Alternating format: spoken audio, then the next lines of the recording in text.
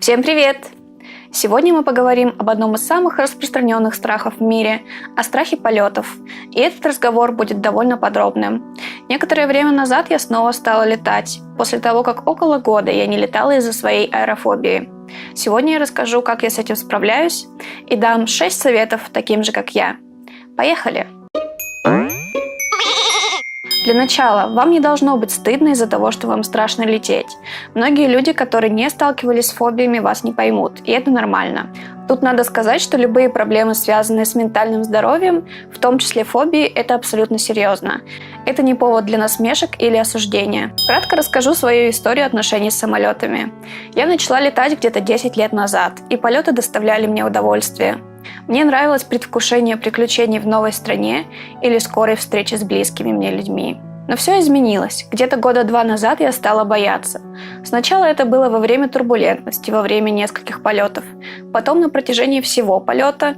И, наконец, я перестала летать совсем. Меня трясло не только в самолете. Мне было страшно даже, когда я пыталась купить билет на самолет или приезжала в аэропорт, чтобы встретить своих близких. И тут я поняла, что эта проблема реально влияет на мою жизнь. Мысль отказаться от полетов совсем действовала на меня успокаивающе. Мне больше никогда не пришлось бы испытывать этот страх. И я не летала около года. Я пользовалась другими видами транспорта. Но в современном мире такое ограничение, как отказ от полетов, это довольно сильное ограничение вашей свободы. И это напрямую затронуло многих близких мне людей. Как же я справилась с такой проблемой? Пожалуй, тут нужно сказать, что, как правило, ментальные расстройства не ходят поодиночке. У меня их был целый букет. Когда-нибудь я расскажу обо всем своем опыте, но пока я скажу так.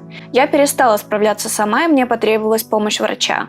Аэрофобия – это не та проблема, с которой я обратилась к врачу, но это то, что получилось вылечить параллельно. Хотя вылечить – это довольно громкое слово.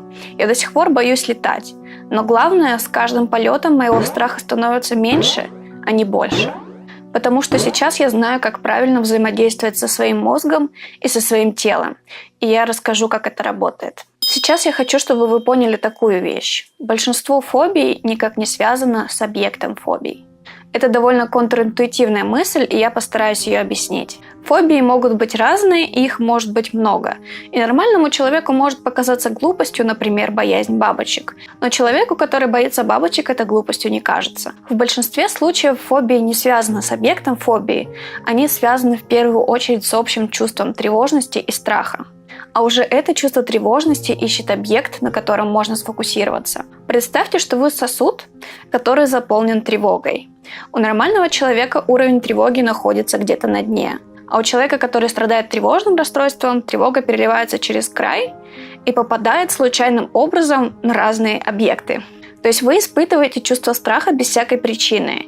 И мозгу нужно это рационализировать, то есть найти конкретный объект, чего вы боитесь. И вот отсюда начинаются страхи поездок в метро, толпы, сердечного приступа, лифтов, самолетов. Это не потому, что эти явления действительно являются опасными. Просто вы что-то услышали, началась истерика в средствах массовой информации, или с вами что-то случилось, и вы случайно испугались. И мозг схватился за это и решил, что вот он на самом деле этот объект страха. Это всего лишь проекция, а причину нужно искать глубже, в вашей тревоге каждый день. Что еще нужно знать? Если пойти на поводу тревоги и страхов, то этих страхов, к сожалению, станет только больше. Например, сначала вы перестанете летать, потом перестанете ездить на метро, потому что боитесь терактов, потом перестанете ездить на машине, только если не вы за рулем, потом вы начнете избегать публичных мест и, наконец, совсем перестанете выходить из дома. Агорафобия – это последняя и самая серьезная стадия тревожного расстройства.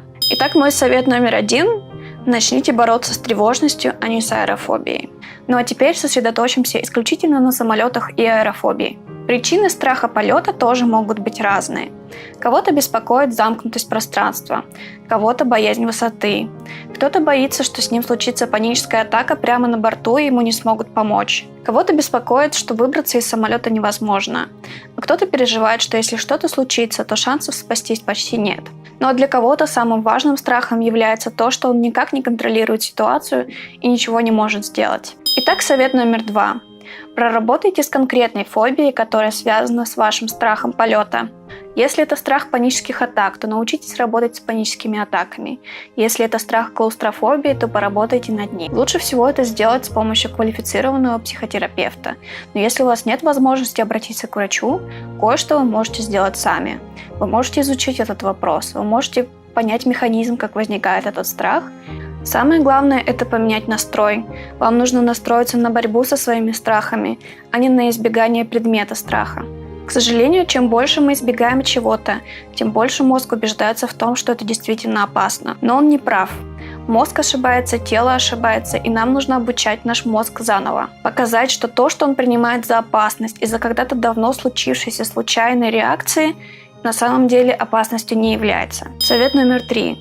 Четко разделяйте в своей голове понятия «возможность» и «вероятность». Изучите все материалы про статистику катастроф. Поймите, что самолет – это самый безопасный вид транспорта. Конечно, просто повторять себе эту фразу недостаточно. Когда вы находитесь в самолете, вы думаете, что вы или выживете, или погибнете, и что вероятность 50/50. И каждый раз вы облегченно вздыхаете, когда самолет успешно приземляется в аэропорту, что фух, в этот раз пронесло. Это ошибочное мышление. Вероятность разбиться в самолете 1 к 30 миллионам. Еще раз, 1 к 30 миллионам. И вы не этот один. Даже если вы будете увеличивать количество полетов, даже если вы будете летать каждый день или каждый час, это никак не повлияет на вероятность катастрофы, поскольку эта вероятность катастрофы ничтожно мала. Совет номер 4. Изучите все технические особенности полета, все, что вас беспокоит. Что такое турбулентность, как погода влияет на полет, наклоны, крены, грозовой фронт, как работают двигатели, что случится, если двигатели откажут, как работает система авиации в целом. Поймите, что турбулентность – это никогда не вопрос безопасности полета. Это всегда только вопрос вашего комфорта. Помните, что самолет не может упасть физически, даже если откажут оба двигателя. Он все еще летит на огромной скорости и будет продолжать лететь по инерции, а значит, он находится на воздушной подушке. И даже если случится такое, что двигатели откажут, самолет будет продолжать планировать еще около часа. Во время полета старайтесь не обращать внимания на звуки, потряхивания, крен самолета или наклоны. Помните, что вы не видите то, что происходит, и ваш вестибулярный аппарат не привык к таким нагрузкам. А значит, ваш мозг будет пытаться объяснить себе ситуацию, но на самом деле он не знает, что происходит. Он будет кричать «мы падаем» или «мы проваливаемся», но на самом деле никакого проваливания не происходит. Когда ваш мозг думает, что под вами ничего нет, он не прав. Под вами огромная воздушная подушка, которая вас держит. И эта воздушная подушка, она в 3-4 раза больше, чем на самом деле нужно, чтобы держать самолет. Помните, что вы не знаете многое о технических деталях полета. Вы не стюардесса, вы не пилот. И вы не можете себе объяснять каждый звук, как «О боже, что-то случилось». Как я уже сказала, турбулентность – это просто вопрос вашего комфорта. Вас просят пристегнуться не потому, что мы сейчас падаем, а просто, чтобы вы не ударились головой о тележку стюардессы. Во время турбулентности представьте, что вы просто едете на машине по ухабистой дороге и вас немного трясет. Это абсолютно нормально, и это никак не повлияет на безопасность вашего полета. И, наконец, мы подходим к 2 последним советам, которые как раз и помогут избавить вас от вашего страха. Совет номер 5. Научитесь работать со своими мыслями. И до полета, и во время полета к вам будут приходить страшные мысли, вы будете представлять себе сцены катастроф, вы будете думать, а вдруг мы разобьемся, вы будете представлять себе, как это будет, может быть, вы будете искать какие-то знаки или предназнаменования. Помните, что ваши мысли не имеют никакого отношения к реальности. Это просто случайные мысли, и с этими мыслями надо научиться работать. В этом и будет состоять ваше лечение и избавление от страха в первую очередь. Для начала научитесь такие мысли узнавать, отлавливать и записывать. Проще всего это сделать с помощью 2 конструкций. А вдруг? А что если? Если ваша мысль начинается со слов «а вдруг?», то это тревожная мысль. Когда вы будете знать вашего врага в лицо, вам нужно будет придумать ответы на все эти мысли. Просто запишите себе их куда-нибудь в блокнот или в телефон. Мысль – ответ на мысль. Мысль – ответ на мысль. Ответы на мысль должны быть с конкретными фактами и доказательствами, почему эта случайная мысль не является верной. Не стесняйтесь пользоваться фактами, которые вы изучили благодаря советам 2, 3 и 4. Если вам будет сложно самому себе доказывать, что, дорогой мой, ты не прав, представьте себе, что это ваш ребенок подходит к вам с этими вопросами. А что, если мы разобьемся? И попытайтесь придумать разумный ответ с фактами, который опровергнет эту мысль. Как бы вы ответили своему ребенку? Как только вам становится страшно до полета или во время полета, перечитывайте эти мысли и ответы на эти мысли снова и снова и снова и снова. Желательно вслух, до тех пор, пока это не дойдет до автоматизма. Итак, теперь вы умеете работать с мыслями, теперь параллельно поработаем с вашим телом. Страх имеет очень телесную природу.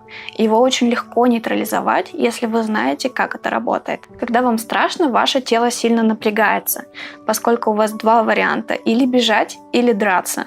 И вам нужна мышечная сила и в том, и в другом случае. Из-за этого же вы начинаете чаще и глубже дышать, поскольку вашим мышцам теперь нужен кислород. Значит, чтобы мозг понял, что опасности на самом деле нет, нужно сделать противоположное. Нужно замедлить дыхание и расслабить мышцы. Как это сделать?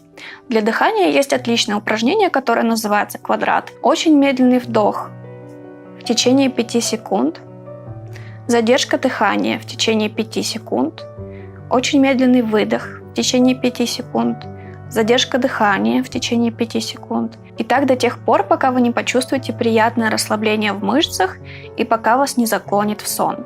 Во время первого полета после моего перерыва в год это упражнение меня спасло.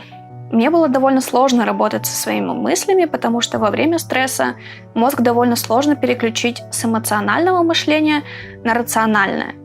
И здесь мне очень помогло вот это упражнение с дыханием. Оно меня расслабило и позволило мне действительно анализировать свои мысли спокойно. Второе упражнение для расслабления – как мы расслабляем мышцы. Чтобы почувствовать полное расслабление в каждой мышце, вам нужно напрячь каждую мышцу в теле несколько раз и расслабить ее. Например, возьмем руку, сделаем сильное напряжение, расслабление, напряжение, расслабление. И так несколько раз. Сделайте это с каждой мышцей в вашем теле, и вы почувствуете себя полностью расслабленным. Эти техники можно выполнять не только до и во время полета, также это пригодится в вашей повседневной жизни, особенно если вы страдаете тревожным расстройством и уровень напряжения и страха в вашей жизни довольно высок. Прислушивайтесь к себе. Какие мышцы в вашем теле напряжены прямо сейчас? Вот я сейчас чувствую, что у меня напряжена спина. Что будет, если эти мышцы прямо сейчас расслабить? Почувствуете ли вы себя лучше? Почувствуете ли вы себя хуже? Задайте себе вопрос: чувствую ли я себя расслабленно? Умею ли я расслабляться? Возможно, первое время, когда вы будете прислушиваться к себе, вы будете чувствовать себя в постоянном напряжении. Именно это напряжение говорит вам, что вы находитесь в состоянии стресса, тревоги и что вам нужно чаще уделять время самому себе. Возможно, о расслаблении мы поговорим еще как-нибудь потом. Сейчас самое важное – ваши рефлексы. Каждый раз, когда вам будет страшно, и вы захотите схватиться за ручку кресла и сжать ее, или за руку вашего сопровождающего, скажите себе «нет». Расслабьтесь. Поначалу это будет довольно сложно сделать, но каждый раз, когда вы будете хвататься за что-то, специально расслабляйтесь, отпускайте и говорите себе, что этот страх ошибочен. Вы будете продолжать испытывать страх, но свое тело вы можете контролировать. Вы можете отпустить эту ручку. Приучайте свой мозг к тому, что это не страшно, ему показалось. И это будет вторая часть вашей основной работы по избавлению от страха полетов. И чем больше вы будете летать осознанно, контролируя свое тело и свои мысли, и переучивая свой мозг, тем легче вам будет даваться каждый следующий полет. Я продолжаю пользоваться этими техниками, и хоть каждый полет для меня по-прежнему пытка, я вижу и чувствую прогресс. Я понимаю, что с каждым полетом мне будет становиться легче, я не отступлюсь, не перестану летать и не сдамся. На этом канале я говорю с вами о ментальном здоровье каждое воскресенье, на собственном опыте. Если не хотите пропустить новые выпуски, то подпишитесь на канал.